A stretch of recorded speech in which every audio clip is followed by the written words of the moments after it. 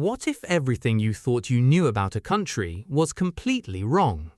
That is exactly what happened when Americans arrived in Singapore for the very first time.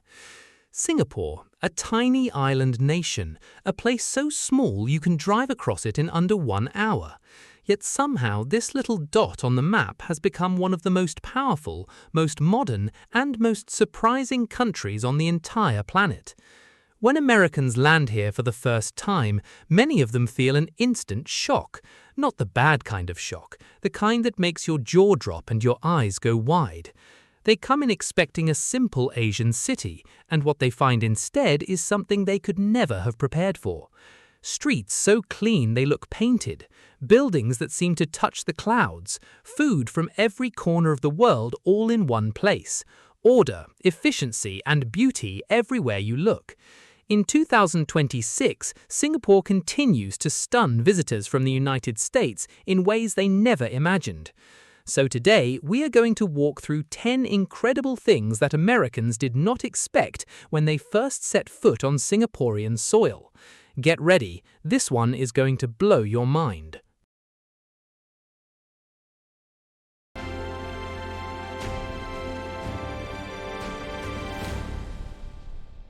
Point 1. The streets are unbelievably clean. The very first thing Americans notice when they step outside in Singapore is the cleanliness. And we are not talking about regular clean. We are talking about a level of cleanliness that feels almost unreal. There is no litter on the sidewalks. There are no overflowing trash cans. There are no dirty puddles or broken glass on the road. Americans who come from big cities like New York or Los Angeles are used to navigating streets that smell like garbage on a hot summer day. But in Singapore, even on the hottest, most humid afternoon, the streets look and smell fresh. The government here takes cleanliness very seriously. Littering comes with heavy fines. Spitting in public is not allowed. Even chewing gum is famously restricted. At first, many Americans laugh at these rules, but after walking around for just one day, most of them completely understand. When a place this clean exists, you realize what's possible, and you start to wonder why everywhere else is not held to the same standard. Point 2. The public transport is world-class. Most Americans are deeply attached to their cars. Public transport back home, outside of a few major cities, is often slow, dirty, and unreliable. So when Americans arrive in Singapore and step onto the MRT, which stands for Mass Rapid Transit, for the first time, they are genuinely stunned. The trains are on time, every single time. The stations are air-conditioned and spotlessly clean. The maps are easy to read. The announcements are clear. Everything just works the way it is supposed to. For a price that is a fraction of what a taxi ride would cost, you can travel across the entire island with ease and comfort. Many Americans visiting Singapore find themselves leaving their rental cars unused because the public transport is simply better. This is something that hits them deep. Back home, public transport is often seen as a last resort. Here, it feels like a first choice. And that shift in thinking is something many Americans carry with them long after they leave. Point 3. The food scene is absolutely mind-blowing. Singapore has been called the food capital of the world, and Americans who visit quickly understand why. The variety here is something that cannot be described in words alone. In one hawker center, which is a large open-air food market, you can eat Chinese noodles, Indian curry, Malay rice dishes, Japanese sushi, and American burgers, all within a short walk of each other. And the prices are shockingly low. A full, delicious, flavorful meal can cost as little as 3 to 5 Singapore dollars. That is roughly 2 to 4 American dollars. Americans used to paying $15 or $20 for a basic lunch are completely floored by this, and the quality matches or beats most restaurant meals back home. One dish that blows most Americans away is Hainanese chicken rice. Simple on the surface, but deeply complex in flavor. It is the kind of food that makes you stop mid-bite and just stare at the plate. Singapore's food culture is unlike anything most Americans have experienced. Point 4. The safety levels feel almost surreal. For many Americans, especially those from cities where personal safety is a daily concern, arriving in Singapore feels like landing in a different reality. People leave their laptops unattended at coffee shops to go order food. Women walk alone late at night without fear. Children take public transport by themselves. No one is looking over their shoulder. The crime rate in Singapore is among the lowest in the entire world. Violent crime is extremely rare. Petty theft is uncommon. The police presence is calm and non-confrontational. Americans who have grown up in environments where you lock your car the moment you park it or keep your bag close in a crowd find themselves almost confused by how relaxed everyone in Singapore appears. After a day or two, that tension they carry with them starts to melt away, and when it is time to go home, many Americans say that feeling safe was the biggest surprise of the trip. It was something they did not even know they were missing until they felt it. Point 5. The architecture is straight out of a movie. Singapore's skyline is like nothing most Americans have ever seen in real life. Yes, New York has skyscrapers. Yes, Chicago has impressive architecture. But Singapore has something different. It has a sense of boldness and imagination that feels almost theatrical. The Marina Bay Sands Hotel, with its iconic rooftop infinity pool connecting 3 towers, looks like a spaceship designed by a visionary artist. The gardens by the bay, with its towering metallic super trees that light up at night, looks like a scene from a science fiction film.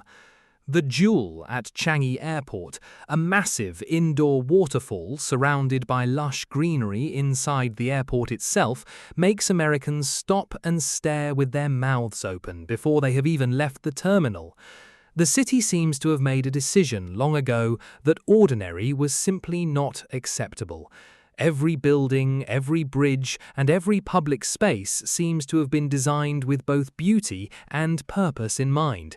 It is architecture that makes people feel something.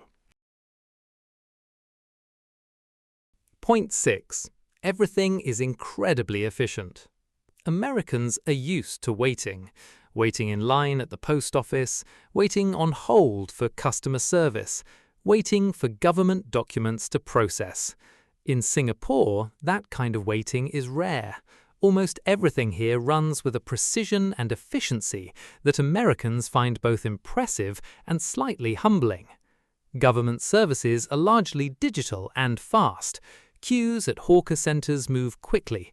Buses and trains arrive exactly when they are scheduled.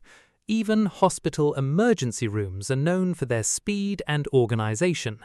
Singapore consistently ranks as one of the easiest places in the world to do business, largely because the systems here simply work without unnecessary friction.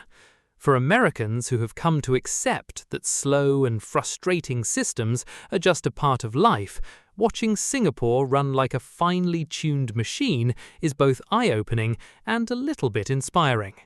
It makes many of them ask a quiet but powerful question. Why do we accept so much inefficiency back home when it does not have to be this way? Point 7. The racial and cultural diversity is beautiful.